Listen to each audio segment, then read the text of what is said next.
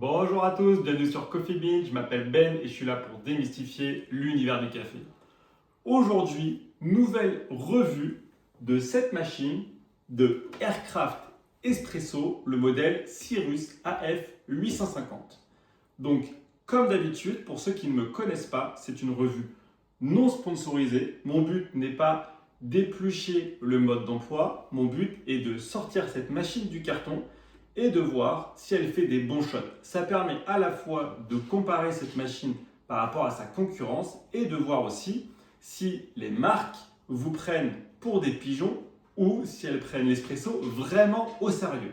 Donc, juste pour vous dire un petit peu, cette machine Aircraft Espresso, c'est une marque de Maxi Coffee. Donc, je pense qu'ils ont décidé de se faire des choses comme ça pour avoir un peu plus de business. Donc, dans l'idée, moi, j'ai pas de problème contre ça, mais ça veut dire que sur Maxi Coffee, vous avez quand même des réductions qui sont souvent sympas. Donc, je vous conseille d'acheter cette machine-là en solde. Et vous allez comprendre pourquoi avec cette revue. Donc, comme d'habitude, qu'est-ce qu'il y a dedans? Avantages et inconvénients, et est-ce que cette machine est faite pour vous? Donc, cette machine coûte 300 €. Pour ce prix-là, vous vous doutez bien qu'on ne peut pas tout avoir. Donc, ils ont fait un compromis, je trouve. C'est que ils ont mis un design qui est honnêtement pas mal. C'est la première fois à ce prix-là que vous avez l'intégralité des pièces en métal. C'est une carrosserie en inox. Et ça, je trouve que c'est pas mal. Contrairement à DeLonghi, Sage, Philips, etc., qui sortent des machines full plastique d'apparence chromée et qui marquent à mort les traces de doigts, etc. Là, c'est de l'inox, même ici. Ça veut dire quoi? Ça veut dire que non seulement le design est qualitatif, et ça veut aussi dire que c'est hyper facile à nettoyer. Parce que forcément, quand vous commencez à vous mettre avec des porte-fils bottomless au début, le temps de trouver les bons réglages, les bonnes techniques, vous en foutez partout, c'est quand même bien d'avoir une machine qui se lave bien. Donc ça, c'est un bon point. Donc, équipement en inox, réservoir d'eau derrière, 1,7 litres, il est assez facile à remplir, il est assez grand. Vous avez uniquement 4 boutons ici, donc démarrage, la machine se met en mode éco. Un bouton ici qui va avoir une pré-infusion qui va être faite et un réglage sur 25 secondes. Ici, vous avez le bouton en manuel sans pré-infusion. Et là, vous avez le bouton vapeur. Sachant que, comme d'habitude, ce bouton vapeur avec cette molette qui est ici, si jamais vous n'enclenchez pas le mode vapeur, vous tournez ici, ça va vous faire de l'eau chaude dans cette buse-là. Donc ça, du coup, c'est plutôt pratique. À l'intérieur, ce que je vous disais, c'est que forcément, à ce prix-là, on ne peut pas tout avoir. C'est une technologie thermobloc standard. Donc, l'avantage, c'est que ça ne fait pas de bruit. Ça chauffe en moins d'une minute. Inconvénient, en termes de stabilité de température, c'est pas fou. Et j'en viens à une première problématique pour moi, c'est que ici, vous n'avez pas de moyen de régler la température et vous n'avez pas de PID. Donc, ça veut dire qu'en fait, vous ne pouvez pas adapter la température de l'eau à votre café.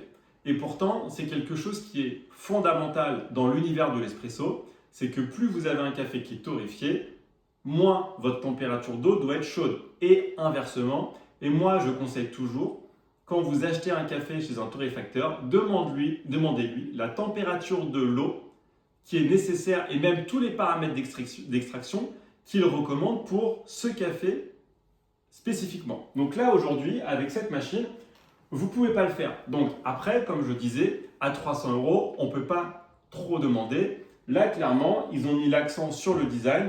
Vous n'avez pas de PID, vous n'avez pas le contrôle de la température. Mais bon, comme je vous disais, on ne peut pas tout avoir. Cette petite buse vapeur là, il y a pareil, un avantage et un inconvénient. Elle est extrêmement maniable, beaucoup plus maniable que la Hybrew que j'avais avant. Donc, la Hybrew avait beaucoup plus de features, c'était plus cher, était plus plastique, plus petite, et la buse vapeur était aussi bien ou aussi mauvaise que celle-ci, je ne sais pas. Mais par contre, elle était beaucoup plus dure à manœuvrer. Là, pour le coup, vous pouvez y aller, ça ne bouge pas. Par contre, ici, ce n'est pas isolé. Donc, si vous mettez les doigts ici, vous allez vous cramer les doigts. Ce n'est pas comme sur les machines semi-pro ou pro, où là, du coup, vous pouvez même toucher, ça ne craint rien.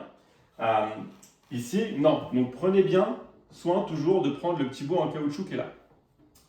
dedans, il y a un truc qui est pas mal, c'est qu'ils ont prévu pour tout le monde.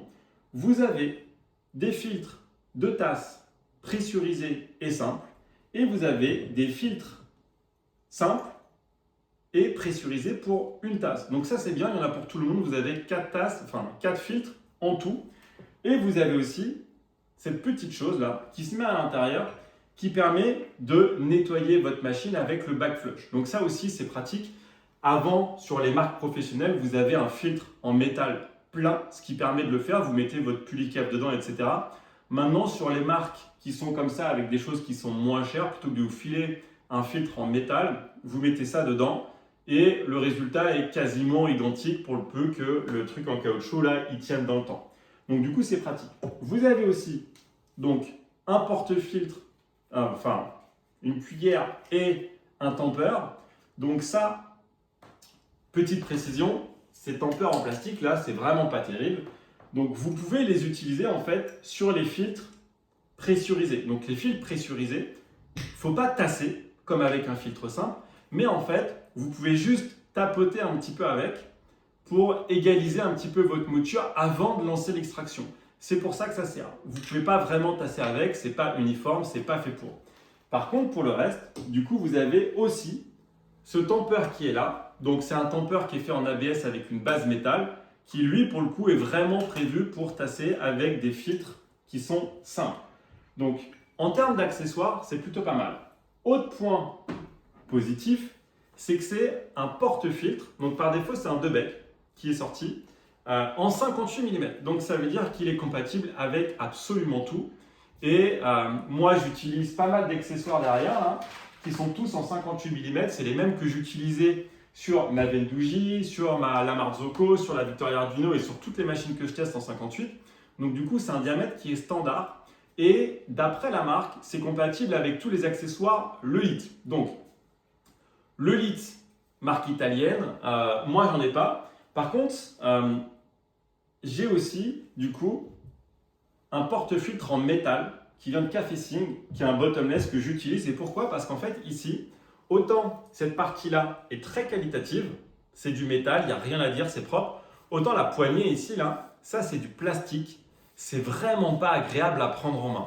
Donc franchement, c'est pas terrible. L'avantage, c'est que si vous arrivez à trouver juste une poignée un peu sympa, vous pouvez garder ça et jeter ce truc. Donc ça, c'est vraiment le petit point négatif, c'est que c'est dommage. S'ils n'avaient pas mis les petites rainures ici, là, franchement, ça aurait été beaucoup plus agréable à prendre en main. Là, c'est vraiment pas agréable. La forme est pas mal, mais franchement, ces petites rainures, là, ça casse un peu le truc. Donc, moi, j'utilise pas ça, là. Pourtant, il pèse lourd et c'est vraiment con parce que ça, c'est une bonne qualité. Je vais utiliser ici mon bottomless parce que dans tous les cas, je préfère. Et en plus, il est tout en métal. Donc, il va bien avec la machine. Alors, pour lancer un shot, comme je vous le disais, vous avez deux options. Ici, vous allez voir, c'est ce que je vais utiliser. C'est réglé sur 25 secondes. Vous ne pouvez pas le régler. Sur le site, c'est écrit qu'on peut le faire. Dans le mode d'emploi, c'est écrit nulle part. Il y a un gars qui a fait ça aussi en commentaire à la marque. La marque n'a pas répondu, donc je ne suis pas sûr que ça se règle et c'est dommage.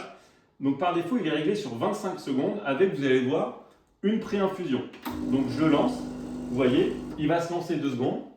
Il va attendre et après il va repartir. Donc en fait, c'est un peu ce que je faisais avec ma Marzocco.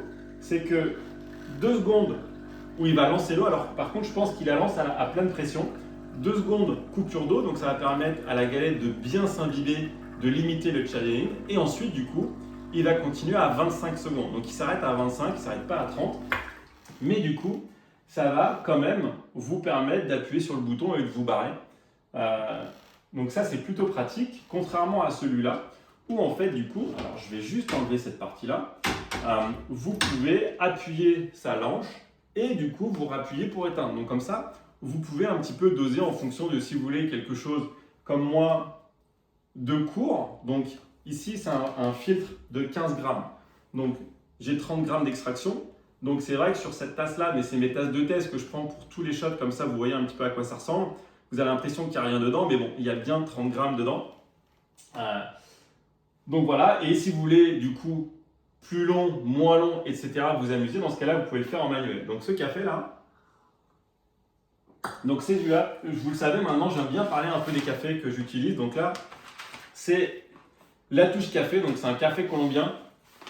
Ce gars, il fait que de l'artisanal. À la base, il était réparateur de machines pour Victoria Arduino et en fait, il s'est mis à la torréfaction. Il fait les cafés dans le sud de la France et c'est un bon artisan, il bosse super bien. Donc ça, c'est plutôt bien. Et comme je vous disais, si jamais vous voulez la rallonger, alors je vais un peu, non, ça me fait chier parce que voilà, je vais prendre ça. J'ai pas envie de massacrer un café qui est bon. En fait, vous le tournez, voilà, ça va faire de l'eau chaude. Donc maintenant, comme d'habitude, pour passer en mode vapeur, vous appuyez sur le bouton. Et là, du coup, vous voyez que la machine, elle travaille parce que simplement, elle va se mettre à la bonne température. Donc, je vais juste vous montrer un petit peu la buse vapeur. Par contre, vous avez remarqué, je n'ai pas sorti mon lait, je n'ai pas sorti le pichet pour une bonne raison. C'est que, comme sur toutes les machines que j'ai essayées à technologie thermobloc, j'arrive pas à faire de la vraie mousse de lait. J'arrive à faire du lait chaud, mais j'arrive pas à faire de la mousse de lait. Pourquoi? Parce que, en fait, le thermobloc, donc c'est un petit circuit en spirale là, qui doit chauffer l'eau. Le problème, c'est qu'en fait, pour faire de la vraie bonne mousse, il faut beaucoup d'air, très peu d'eau. Et le problème des thermoblocs, c'est qu'en fait, c'est pas fait pour ça. Il y a beaucoup trop d'eau dedans et vous n'avez pas la puissance nécessaire qui va permettre d'injecter énormément d'air et du coup très peu d'eau dedans. Donc, vous pouvez le faire. C'est très très long. Donc, je vais juste mettre ça et je vais vous montrer à quoi ça ressemble quand même. Donc, vous avez quand même de la vapeur, hein. Vous avez de la puissance. C'est un trou. Par contre, regardez, je vais vous montrer ça. En fait, vous le voyez ici, je pense à la vidéo, c'est que vous avez, là j'ai les doigts qui sont complètement trempés, mon chiffon est complètement trempé, ça veut dire que ça rentre trop d'eau.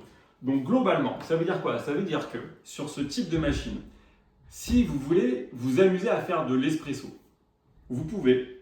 Vous ne pouvez pas jouer avec les réglages, mais vous pouvez faire un espresso de base. Si jamais vous voulez faire du lait chaud, vous pouvez le faire avec la buse vapeur. Par contre, si jamais vous voulez vous entraîner au latte art, ça va être très compliqué. Ça va vous demander énormément de temps.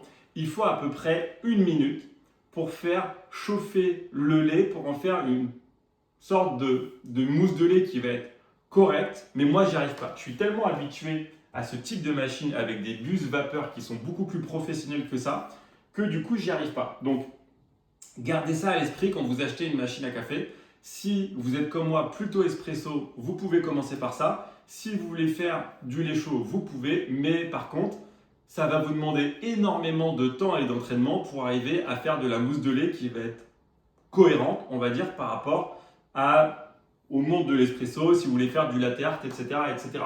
Donc si jamais vous n'y arrivez pas, la faute ne vient pas forcément de vous, mais en fait, ce n'est pas de la faute de cette machine, c'est de la faute de la technologie thermobloc. Toutes les machines à thermobloc, que ce soit du DeLonghi, du Sage ou toutes les autres, même les dernières KitchenAid, Krups, etc. qui sont sorties, c'est pour moi toujours le même problème. Ça manque de puissance et il y a beaucoup trop d'eau dans le flux et du coup c'est très compliqué. Donc voilà, c'est un peu le point négatif, mais comme je vous disais au début, pour ce prix-là, on ne peut pas tout avoir. Et même pour vous dire, sur des machines qui sont plus chères, c'est pareil, en fait, le rendu n'est pas forcément le même parce que, à part certaines marques qui arrivent à faire des choses qui vont être cohérentes avec des technologies un petit peu comme ça qui vont être bien sûr améliorées, du coup, en fait, pour le reste, c'est un peu compliqué. Sage y arrive pas trop mal, mais les autres marques, de mon point de vue, c'est très compliqué. Donc voilà. Alors, pour en revenir sur cette machine, quand même, en termes d'avantages, je trouve qu'en termes d'accessoires, c'est quand même bien fourni. Vous en avez pour tous les goûts. Que vous ayez un moulin, que vous n'ayez pas de moulin, vous avez les filtres qui vont avec. Que vous voulez un petit peu de café, beaucoup de café, vous avez les filtres qui sont avec. Le porte-filtre avec le filtre, à part la poignée que moi je déteste. Mais sinon, le porte-filtre lui-même, toute la partie en métal, est quand même très bien conçu, très bien foutu. C'est vraiment du solide. C'est vraiment fait quelque chose de standard avec 2 oreilles. Donc c'est quelque chose en termes d'accessoires que vous pouvez trouver n'importe où. Donc ça c'est quand même plutôt bien. Compatible lit, comme je vous le disais, pour tous les accessoires. Alors, je pense que Maxi Coffee s'en sert un petit peu comme référence.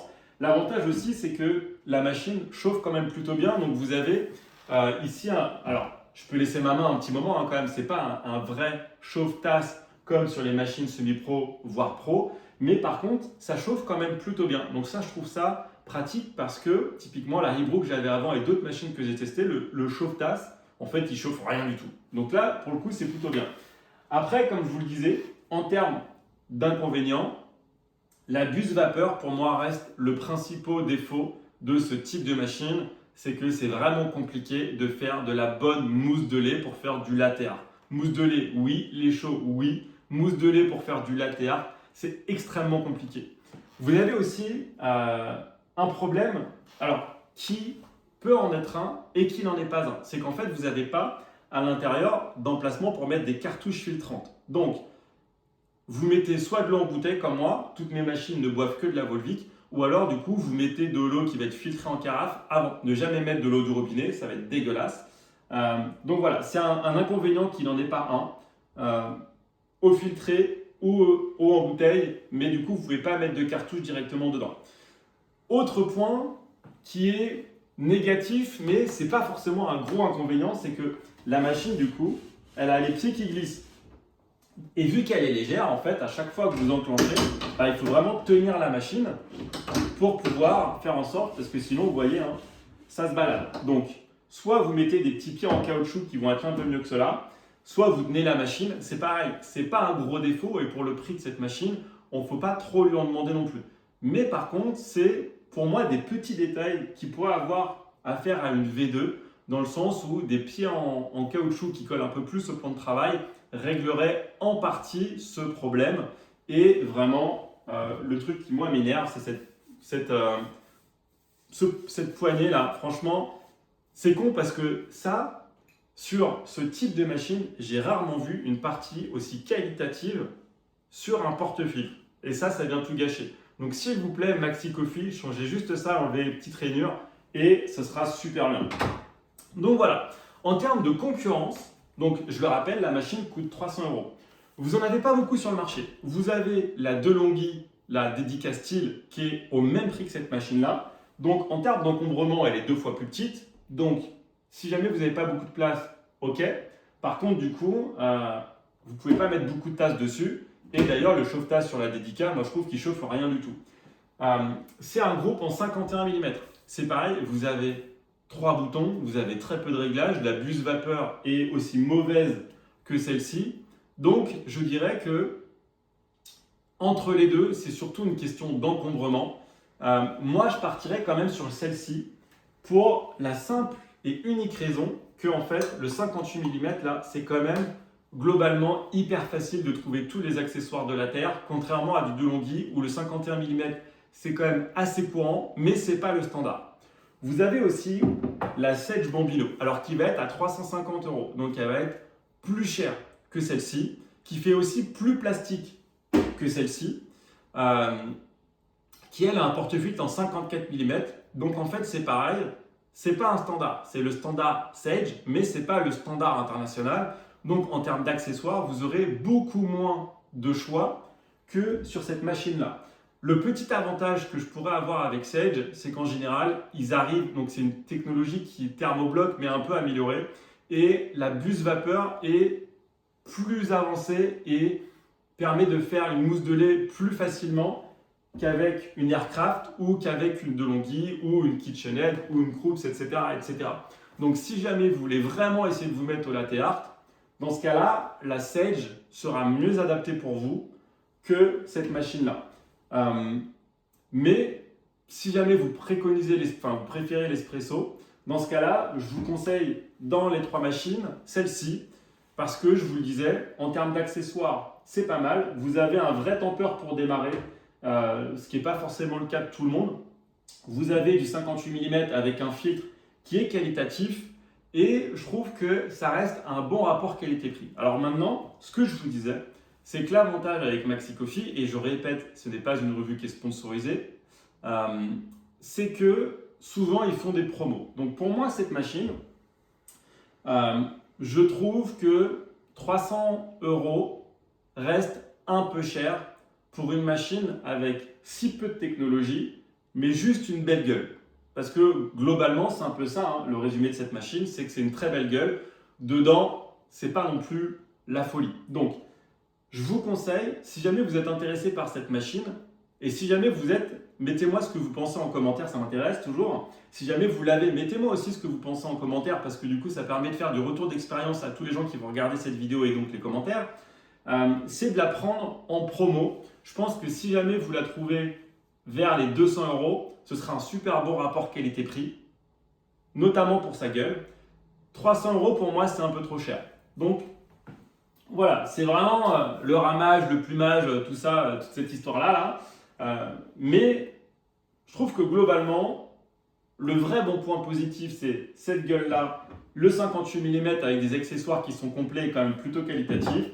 Le point négatif, technologie thermobloc, mais à ce prix-là, de toute façon, on n'a pas le choix. Mais un contrôle de la température, du coup, qui va être variable. Et le problème, c'est que je trouve que mes shots, alors ça va être un problème pour moi, mais un avantage pour d'autres, c'est que je trouve que la température n'est pas super élevée en tasse. Et donc l'avantage, c'est que vous pouvez le boire tout de suite. Donc là, à mon avis, il traîne dans ce café, mais du coup, il commence à être froid. Donc, quand vous faites votre shot, vous buvez votre café directement. Si vous attendez une minute, il va être froid. Donc, c'est vraiment quelque chose qui est un peu dommage, le réglage de la température. Je ne sais pas ce que ça coûte un PID en réalité pour mettre dedans avec un petit écran, il existe déjà.